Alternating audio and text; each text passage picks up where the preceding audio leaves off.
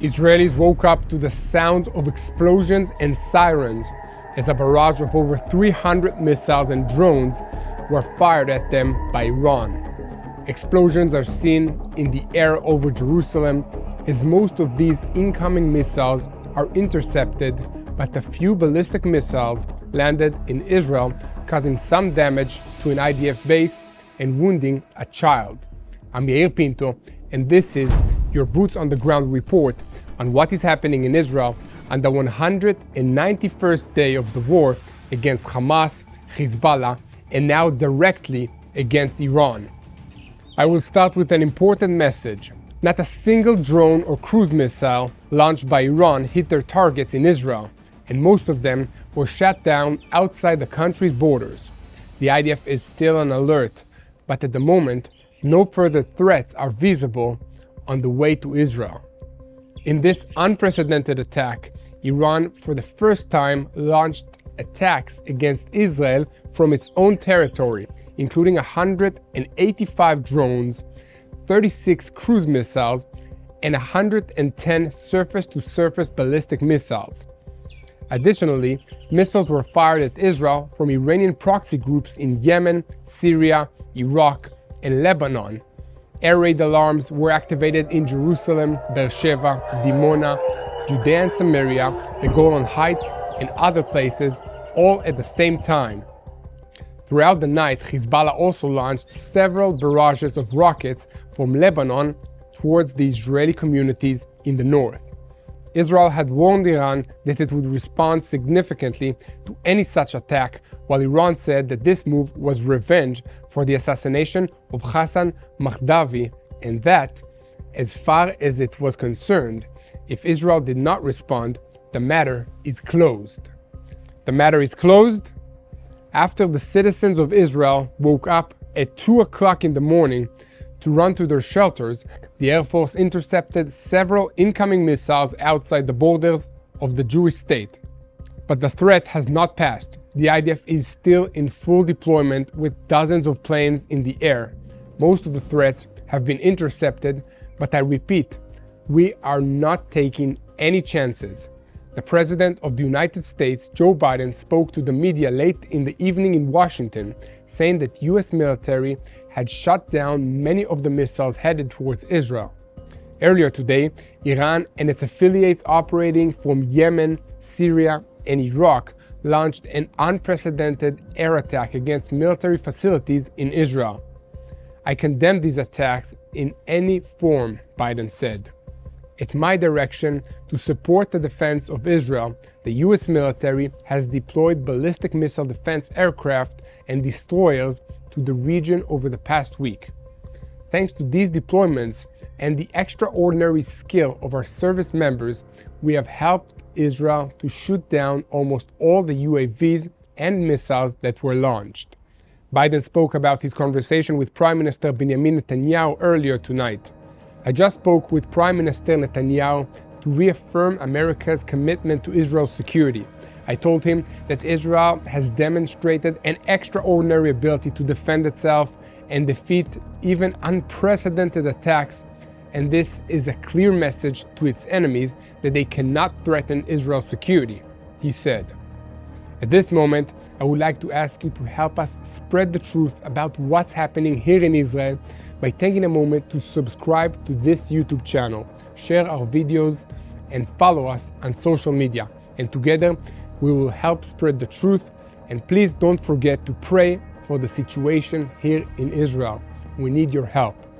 Let me give you some more information about what happened last night.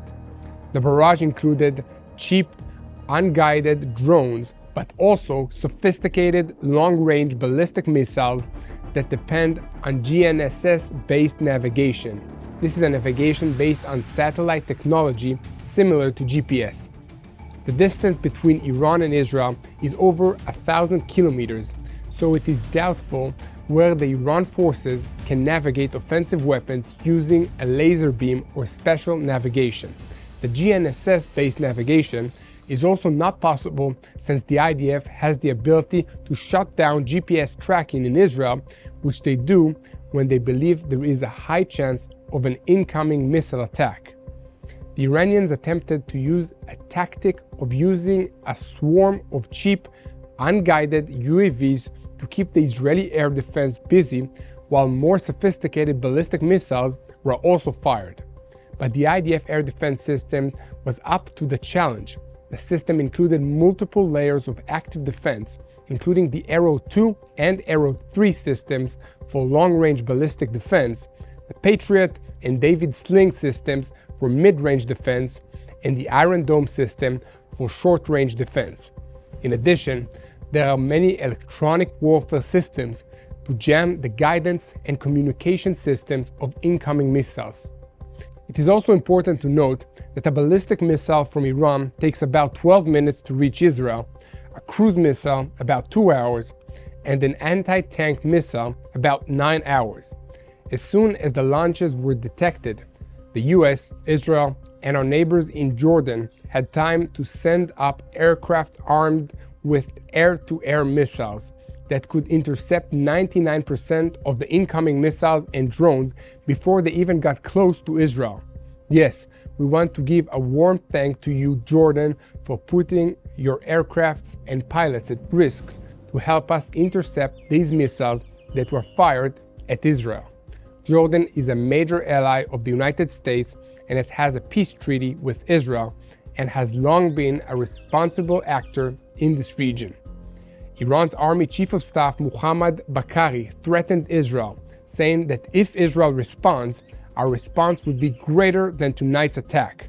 According to him, we used an attack with ballistic missiles and cruise missiles. The operation was designed to attack the airbase from which the Israeli planes that attacked the consulate were launched. There were direct hits. We only aimed for the bases. We sent a message to the US. If you cooperate with Israel, your bases will not be safe.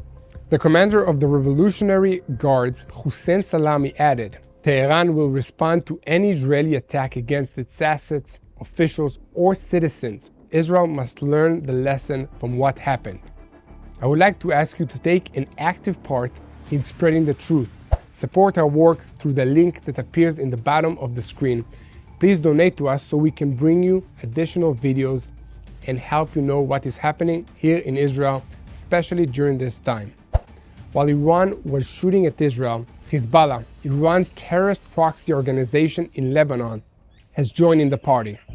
Hezbollah fired several barrages of rockets at Israel's north, setting off alarms in the upper Galilee. In response, the Israeli Air Force launched attacks on Hezbollah positions in the Tufah region in the south of the country, which has never happened before, according to sources in Lebanon. Again, please subscribe to this YouTube channel and help us spread the truth of what is happening here in Israel. We need your help and we need your prayers. Switching focus to the Gaza Strip once again, the Lebanese newspaper El Akbar, which is affiliated with Hezbollah, reported today that the leadership of Hamas does not wish to continue further discussions on a ceasefire deal. According to them, the talks will be frozen as long as there is no progress in Hamas's demands for the end of the war and the withdrawal of the army from the Gaza Strip. The head of Hamas's political bureau, Ismail Haniyeh, whose 3 sons were neutralized in the Gaza Strip this week, told the Hezbollah-affiliated El Mayadin network that the Israeli media said they neutralized my children and grandchildren to pressure Hamas to change its position in the negotiations. This will not happen. We stick to the demand to declare a permanent ceasefire, a complete withdrawal, and the return of the displaced to their homes without restrictions. Without these conditions, we will not enter into a deal. So much for Hamas. Let's take a look at what some more important players are up to. The missile attack on Israel resulted in unequivocal responses from leaders of several countries, including the United States, Canada, Germany, the Netherlands, and the Czech Republic. Even UN Secretary General Antonio Guterres, who has often spoken out against Israel, condemned Iran for this attack. Austrian Chancellor Karl Nehammer said, I strongly condemn the Iranian attack on Israel. Austria stands by Israel, and we call on Iran to immediately stop all hostilities. the French Foreign Ministry issued a statement saying, France strongly condemns the attack launched by Iran against Israel. Its decision on such an unprecedented action is another step up by Iran in its destabilizing actions. France reaffirms its attachment to Israel's security and promises it that it will stand by it. German Chancellor Olaf Scholz said, "Tonight's attack on Israeli territory by Iran is irresponsible. We stand by Israel." U.S. State Majority Leader Chuck Schumer said, "Since Israel is under attack from Iran, we stand by it and its people.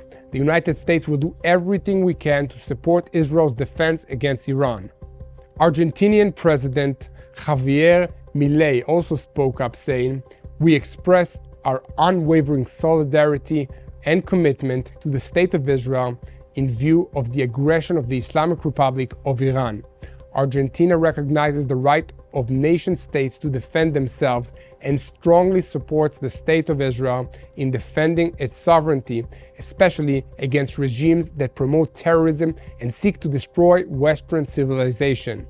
The State of Israel is the bastion of Western values in the Middle East, and Argentina will stand by it against those who seek its destruction."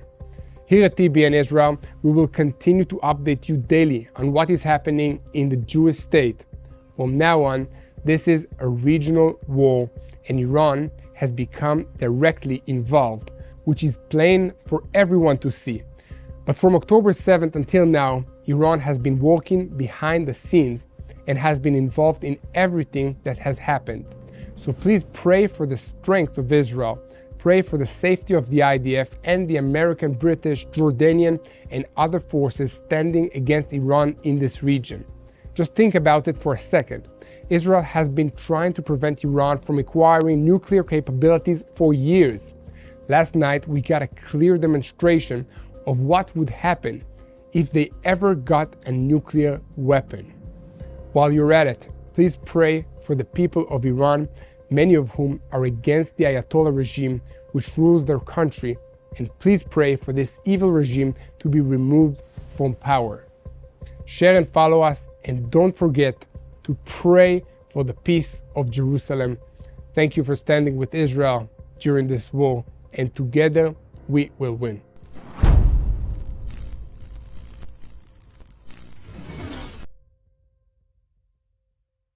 $234. 803, 846. 3326 to book an appointment with the Son of Man today.